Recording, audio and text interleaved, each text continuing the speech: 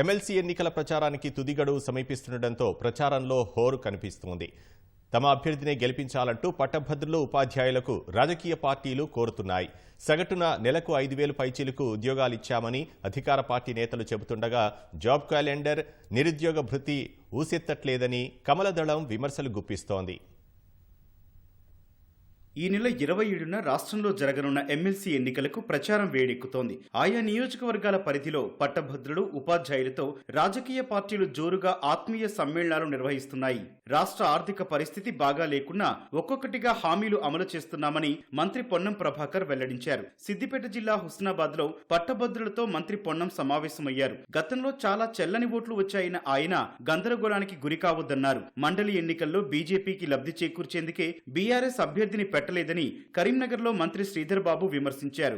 బీసీల రిజర్వేషన్ పై బీజేపీ వైఖరేంటో చెప్పాలని ప్రశ్నించిన మంత్రి శ్రీధర్ రాష్ట్రంలో సగటున నెలకు 5,000 పైచిలకు ప్రభుత్వోద్యోగాలు కల్పించినట్లు వెల్లడించారు. గత ప్రభుత్వ తప్పిదాలతో ఆగిపోయిన డిఏలలో ఒకటి కాంగ్రెస్ ప్రభుత్వం ఇచ్చిందని శ్రీధర్ బాబు గుర్తు చేశారు. జోన్లను విభజన చేస్తూ స్థానికత విషయంలో శాస్త్రీయబద్ధంగా ఆలోచన చేయకుండా ఆ రోజు టీఆర్ఎస్ పార్టీ ప్రభుత్వం ఇచ్చిన నివేదిక ప్రకారం కేంద్రంలో ఉన్న బీజేపీ పార్టీ, కేంద్రంలో ఉన్న హోం మంత్రిత్వ శాఖ ద్వారా వారు అక్కడ పూర్తి స్థాయిలో దాన్ని ఆమోదం చేసి రాష్ట్రపతి గారికి పంపించడం జరిగింది.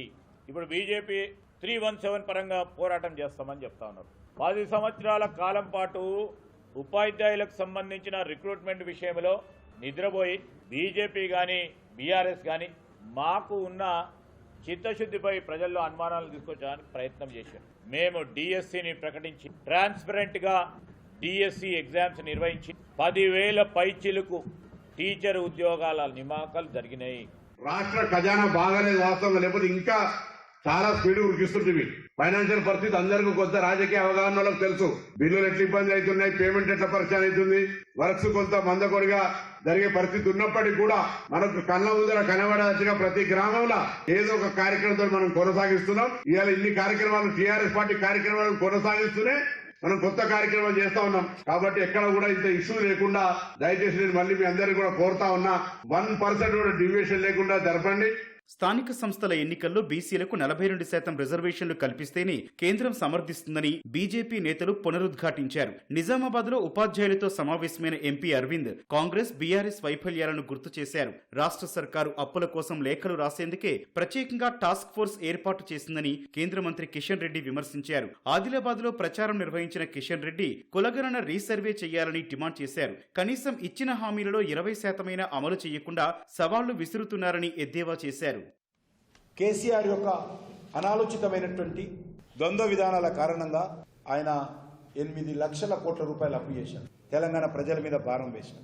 మేము వచ్చిన తర్వాత పెద్ద ఉద్ధరిస్తామని చెప్పి 14 నెలలుగా కాంగ్రెస్ పార్టీ కూడా అదే బాటలో ప్రయాణం చేస్తాం. అదే ఆలోచన ఎక్కడి నుంచి, ప్రపంచ బ్యాంకు నుంచి తెచ్చుకోవచ్చా, జైకా నుంచి తెచ్చుకోవచ్చా, నాబార్డు నుంచి తెచ్చుకోవచ్చా, బ్యాంకుల నుంచి తెచ్చుకోవచ్చా, పిఆర్ఎస్ నుంచి తెచ్చుకోవచ్చా, రోజు ఉత్తరాలు రాయడము, టాస్క్ ఫోర్స్ ఏర్పడేశారు. అంటే ఈ ప్రభుత్వము అప్పుల ద్వారానే ఈ రాష్ట్రంలో ఉన్నటువంటి రోజువారీ కార్యక్రమాలు కొనసాగించే పరిస్థితి ఉన్నది. ఇదే విధంగా కొనసాగితే రాష్ట్రంలో ఆర్థిక సంక్షోభం వచ్చేటువంటి పరిస్థితి ఏర్పడింది. కనీసము ఆయన ఇచ్చినటువంటి గ్యారంటీలలో ఒక 20%, ఒక 30% అమలు చేసి సవాలు విసిరితే బాగుంటుంది.